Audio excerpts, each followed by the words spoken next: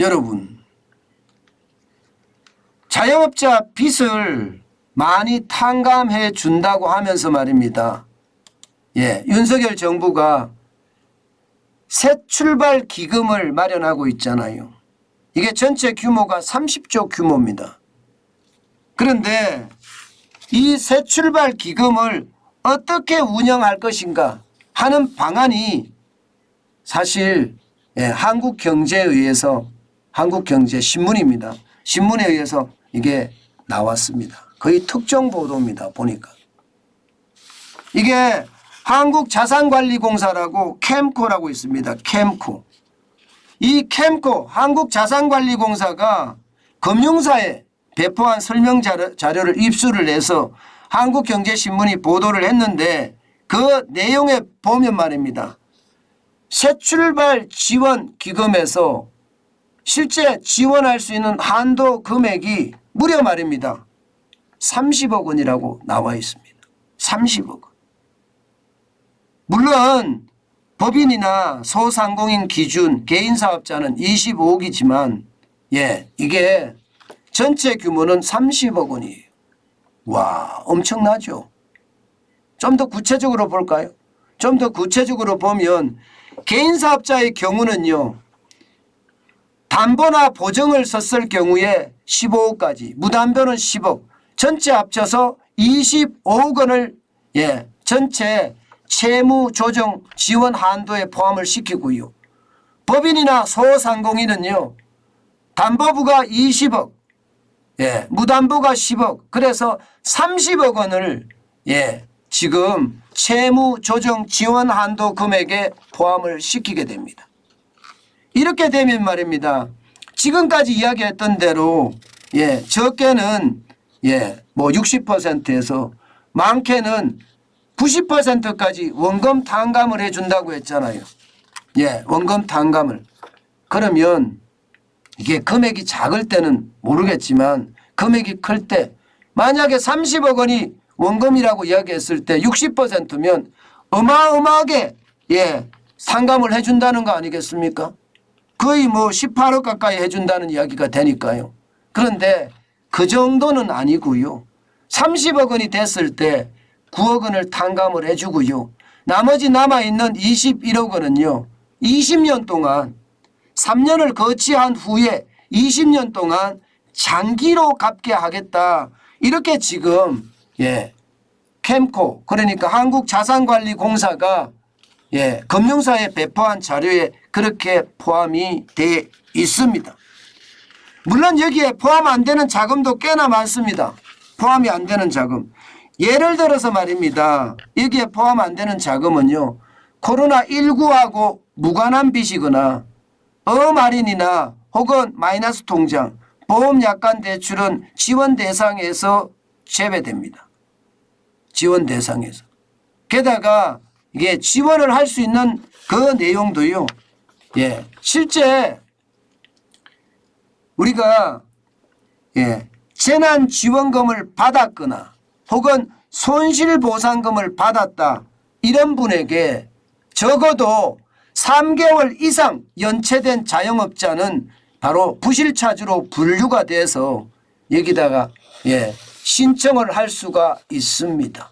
그러면 많게는 뭐 9억 원까지 30억 원 빚을 9억 원까지 탕감받을 수 있고 나머지 빚은 20년 동안 거치로 갚을 수 있다. 이렇게 얘기를 합니다. 저는 이것을 보면서요. 솔직히 두 가지 생각을 가질 수밖에 없었습니다. 왜냐고요?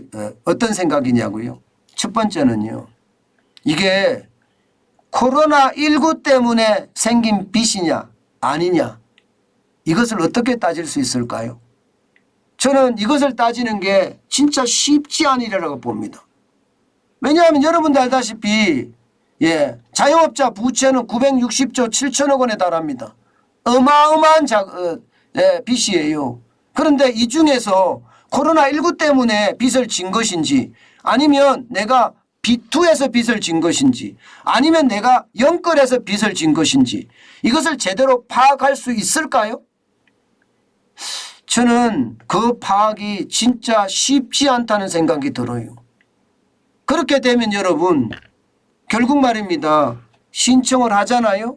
그러면 그 신청해서 이거를 심사하는데 아마 공정성 논란이 굉장히 커질 겁니다. 엄청나게 커질 거예요. 예, 저는 그 어느 때보다 이 공정성 논란이 말이 아니게 심각해질 수 있다고 생각을 합니다. 또 하나 있습니다. 또 하나 있습니다. 그러면 여러분이나 저처럼 성실하게 1,000원 한 장까지 계속 빚을 갚아가는 사람들은 어떻게 되는 건가요? 진짜 열심히 일하잖아요. 저만 하더라도 저도 자영업자입니다. 새벽 1시에 일어나서 하루에 16시간씩 일합니다. 예, 그렇게 일해서 1,000원짜리 한 장도 갚으려고 하면서 사는 사람들이에요. 그러면 이렇게 성실하게 꼬박꼬박 원리금을 갚는 그런 차주는 어떻게 되는 겁니까? 그런 사람에게는 상대적 박탈감이 더 커지는 것 아니겠어요? 결국 말입니다. 제 입장에서는 어떤 생각이 드나 하면 버티면 정부가 갚아준다. 뭐 이런 생각을 할 수밖에 없거든요. 저는 이런 것을 보면서 말입니다. 분명하게 이게 공정이라는 게 만들어져야 돼요. 지금 자영업자가 어렵고 인정합니다. 소상공인이 어렵고 인정합니다. 소기업이 어렵고 중기업이 어렵고 다 인정합니다. 그런데 말입니다. 이들에게 그동안 졌던 빚을 그냥 탕감을 해준다고 하는 것은 저는 이것은요 진짜 말이 안 되는 발상이라고 생각을 해요. 그렇게 됐을 때 전국에서 일어나는 도덕적 불감증, 도덕적 해이, 모랄 해저들은 어떻게 할 겁니까? 이게 여러분 정부 정책이라는 게 지금 가장 많이 타격을 입은 데가 실물경제라서 도와줘야 되는 것은 맞아요. 그런데 이게 원칙 없이 또 주먹구구식으로 만약에 일어난다면 저는 그 어느 때보다 반발이 오히려 더 커질 거라고 생각을 합니다. 돈이라는 건 여러분도 알다시피 부모 형제도 없습니다. 부모 자식 간도 없습니다. 돈이라는 것은.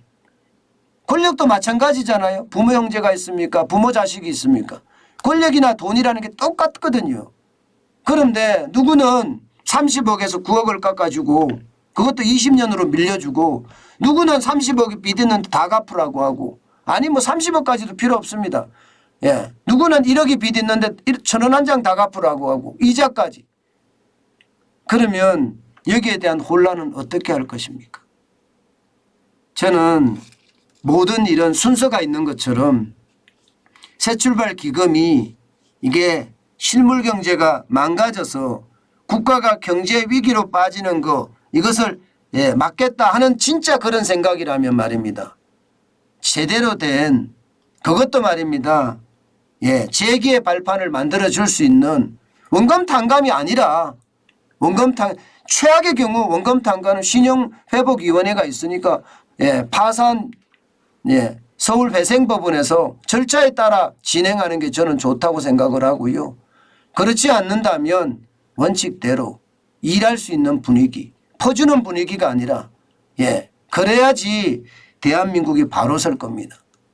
이게 빚을 지면 정부가 갚아준다는 것 이 자체가 결국 말입니다. 모랄 해저들을 발생을 시킬 수밖에 없고요. 그 모랄 해저들은요.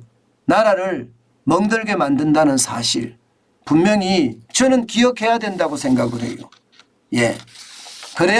그래야지만이 대한민국 전체에 어떤 뭐라 그럴까요? 경제 활력을 더 불어넣어 줄 수 있다고 생각을 합니다.